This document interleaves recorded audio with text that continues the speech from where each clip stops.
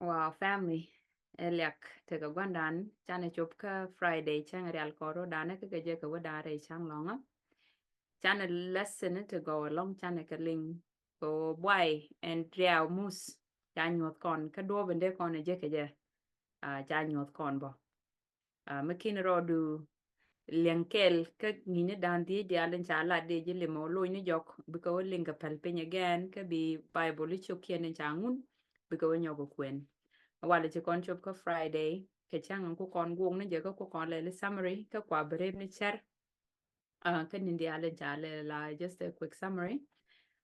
bada mandane David ka gambela ba nyoga liam ko ba kon lak ko ba kon Friday de kon summarize ci loy de test ka jalun ko ka we hope o yobo ka ka tiang ki ka lep chang longa o dong sia jal ka sia ben ka Fairbo Minnesota ko bane conference dan bane jabalat kel so better ka Friday ka better ka Saturday and because you know kamal ka biya jal kamal meti yere dubni ka ngwaza me brother David chaji chuli ne yepos ko bi charkondi ka berep ka jana lesson gwa me thank you.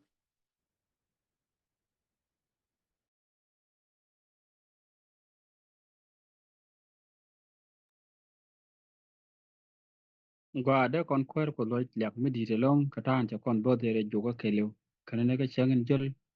bene ga changen die dien ji kon ngi di go long ji kon glinga tan ti yeko chene tin chingi le do shika bo pe ka jan gwa de me do tel loy dan long ko shikon bi chong ka kene dang die tin channeling gor kono bu ko rep chari min cha gor ke changen bakalien bo koro da rep ko mi cha lar gwa me rep chari shet ke min ngai kona do ci kon cher tin tek ne kan dia chana ga gwi de jo ka ke lew kan nin tin go le bane ka changen bak changen de den du no mu goro bro do rep ko kuin ko gwa do ho nyam ko bilare tin kan la pre bok do bi go nyok mu gwi ke bi ke ju lo ko bi cher te bel min cha lat gwa me ci kon kan lo do bi ke lo jek bi go kwen bugun cha kam kon la bung mu kwen kona do ejen bugun cha gore gamandi ke great controversy mbugo mo ke lew jen kwen kon ni indial te tino ni go chokien kon to ne go chiyo kel ken chiyo go kon bone chiyo go dogon chiyo ngwa o kon wo chiyo de chiyo bakal le do o kon ko nyang ngwa de me le do karep shari de kon lat gwat chek dang raw tun changun ko de kon kwen akan kon wo kwen de ne kon chan on nyam ko keren mi chek ali awo ji kwen jaran pin ko shi ne bo de jo ke lo kwa din ke ne no ka chang bakalen na chang ngok ne ngi ke lo ke ne lo kwa din ko ba ka chat chen rol ke ne ngi ke lo tin chala ke chang ma ke na tin de ko lo gor de ko kwen ne nyok re bong ne tin kan ra dong gwam ne mo chok lo tin ko ba ko kwen kwa din bitar lo chodi chu kwen amen ko bong ne gaman dit do chalat kono ne ke ga ta chi tiang ro to ko general nel do ko te ga nyir long ke bible ka get controversy pe jendir bakel kin jendir baro Gwan jeng ne te nyir ke Bible. sorry Yeah. wan jeng ne te ga nyir ke bible la chetan nyira kut ka nyira rayde ajen ye nyira makel mo me lo ko tok no wal ngode ci gwan jeng jenung la gwan tar ko be blat kane ko eri ni dia antama ko te trino ni ta charo to general ne la ben gwado de kon tin wi mo ne gore je bo kon tit ko jalan jel ga nyir wan jeng ne kane ko eri ni dia ngode te tin menin tam te ga mala ko da gor ka nega ka jan gwado mo me gor ko da ka nega ko te ga re gem mi dit mi ter ken karam bum ka pel bo gor ko go bi den de chunga ka nok den kana top den karo ay lat ko ko nen ke riat ko be kente chung kane te la ji kwari ye chu tenyam kan wora ba gor jendo ken be chon ka ji kwari ye chu bo tin jok wona kan in guda na me ji cho nyal ka mak cho wal dok ba den baro no an lara je yo gweje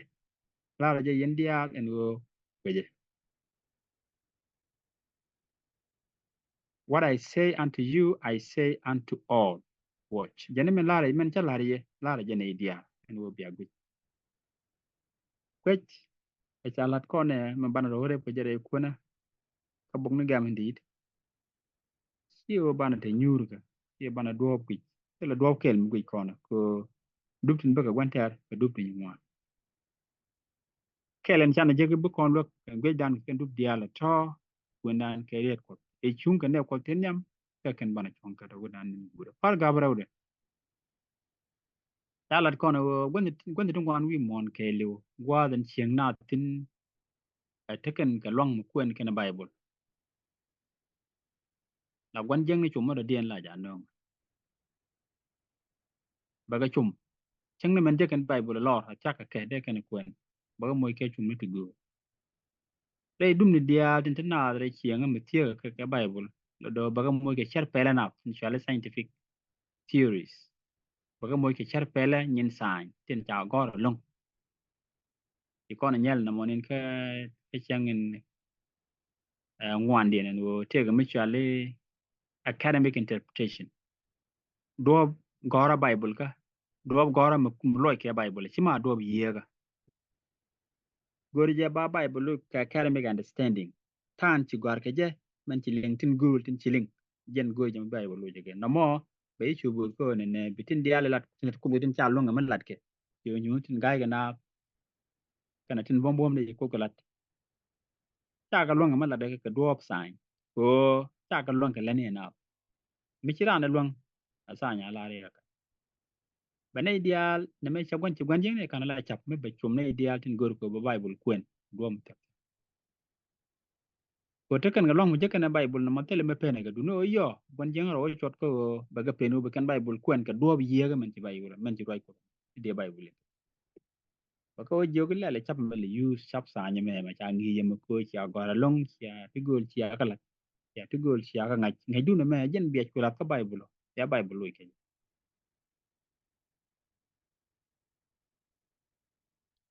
chet ke nya cha na cha kam kon ka gwa de gar ka Daniel ke je buk Daniel gwa de gar je ke je do cha run ke cha ka bra ni jok katin chalat do chagan la lo ko tile ne ka ti la ni niam no gwa no ngun niam bat ne ni ko nen gor Bible ka men ne gor Bible pan tin cha nge nge ke do Bible do chicken run Bible ka tin de gor chicken ka bongo ngakan ngang ngang no man ko ne cha Daniel gor ko gwa to men e gor je gwa to na me gor je tum rai ko na bi dan ni chunga ba ko ne tin gor ko ba Bible ko chi kon ba kan ni chiang shara sign along alenta in ler ye ko kon ngane ke je mi chana duob da na nyuki ye ko kon ngane ke je niam mi chana japal men tin chamar nial ye ko ngara ro tin tin chamar no wala ken gwa din ben ke chana ke chobon tem ti kon go ngade bi ka to da ne rin wana long ga kan mo en tan cha la Daniel ko chabalat ko duptu gwaj ke do mi Bible da tumna ko ne ko rona cha la ko lat ken chi jen do chi jen ko de gar Daniel ke je ku je mo tin cha lat bo hi Daniel ga lat bo ba gwi bo chi bi aken bo man run te chalat tin run go ga bo mo do ba ga chu ga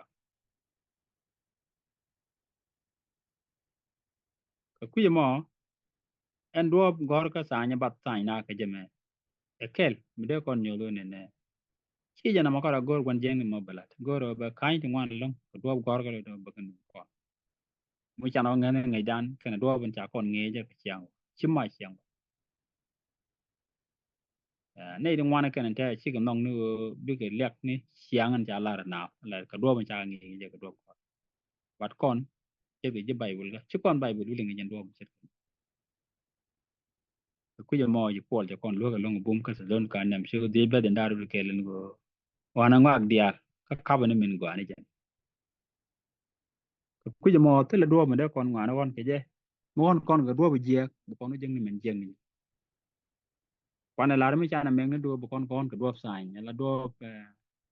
academic interpretation mi loy kon Bible ke je do bu kon wajang ni lo nya ti ci bu ben ko Bible ba de loy ke Bible ku je mo gor ko ne bu ko dar yalla ka kun re Bible ka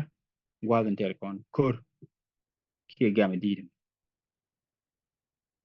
re Bible ka gwa me ki re dul ngi re ka gur ngi jedan do te ka tin di tor long ta cha gor ba kam kon gwa me gor ko ne do kon gling bo ko ken lo ka kon ka tan de kon re ku na re nin tin do do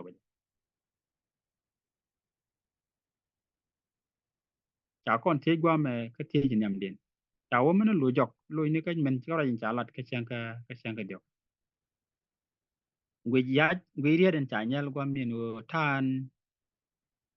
let gwan jeng ne me le da cha me ka ke je ti la dia tie ka Bible cha la tun li ni gwa long refer to the quote in Tuesday's study and then consider the following. How is Satan using similar method today to subtly undermine the authority of the scripture? Mi ji woga changa diok kura yin chalat gwa men wo gwan jeng ne med na ko wo na ka bom Bible bom ngada go de ngan ra Bible ka la janen te long ke lew ko la men char en gwan jeng nin tem medan jana met ke ndo mo ko cha Bible bu ko mi ji ni gu ji cha sharp ka bok jen gwa ta ga ne me ku gole cha de ke cha te la de medan ka middle age ka ne te kon te ga dar cher kan da ke chi ke lo ni ko Bible la bi wo nyum bi ye wan jeng ni jana met long ko gwa te dan wo jana ka kwen Bible ka ku ji mo na me ka na pel ni ga jen chang da ka na pel ku ri da ko do ngo do te tin men ri ta kon ten ko re je kon di lo ba ku en wo ajen Bible ko ra gang kon te la mo do den gang kon e rier ko ra jen bu kon gang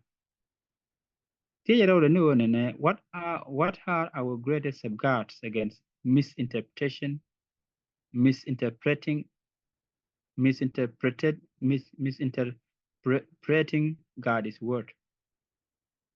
Anguda kon gango along ngudia gang dan ntoko kalwa chire ne ko ka do mu sia jang kwa mala gang dan ntoko le wara man lo jet ko ka lo din e ye ko ngwa chira kuje mo do bu kon gang bo kalwa de puche no chi kon Bible bu lo je jek o chi kon bu ka char kon bana glem ni ye gwar jen bu kon dil bo ne ko chi kon Bible bu lo ka bon Wame Chakon Jogoti and Diodino said Satan's major attempt in the great controversy between good and evil is to malign God's character and present him as an authoritarian and loving tyranny. How does the evil one attempt to do this? And what is God's response to his lies?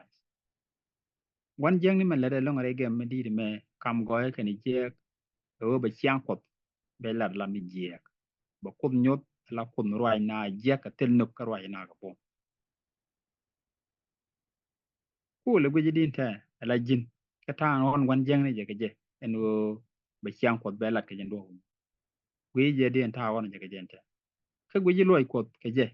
en ka je di me idi na me cha lat kon wo ngel mut kon wo kon re rien ko dal garo di wan jeng be men ko be lat be dil meng be dil yar be ko lat la mi je du no ngude ko tin la ko re rwani ko wo kan long ka joy ke ko chana be mede la do ra la re kan gwar ne ben wan jeng ne wan mede kemen bi jiya gambe tuwo e jalade ala ne men ci de goade ka mi jiya ke lu ni ga ta ju ko to ko jare ka ke de ne gwa ci mando nan ci ga kan ko nuk de man to kan me chalat wo bi tuwo mu yende jazu cham je ne ci bin tuwo bat ka je lan gwan tare mu yende jazu cham bi ci ko enta kan ba ci bani liya kon ku je mo ngut gwan jeng ne ke ja kai ne men ngwa de kon enta la da kon mu ane to kan man ko der charo ne guji ke dinte men ro guji de chieng du man tite ka nyinde lat gwan jeng jimo ko ku ko kelet ko luy ko do jidi en ka jamo ga ko de din temre te gidu nyuge jige do bandi ye yang wandien kwame chalare the apostle Paul affirmed that no prophecies of private interpretation? How can we be sure we do not distort the meaning of Scripture to achieve our own ends? Why might this be easier to do than we realize? How can we safeguard ourselves against it? Jagi chuni Peter chela da gano telerai goga metwok kara. Peter raw da chok kalba jendaro. Jana di gor bi nga jo gwai din wo kan lot Bible ka men chalad kana ger ka lot. Di nga jo gwai din wo ken lot Bible ger la pain kon chikon lot Bible le bidil meng ko te me gor kon. Tera nga ji di gwa wo no mo ken ro lat ka jen mi ken. Wo chi lot Bible ka ke lorit ke men chala di chi ger.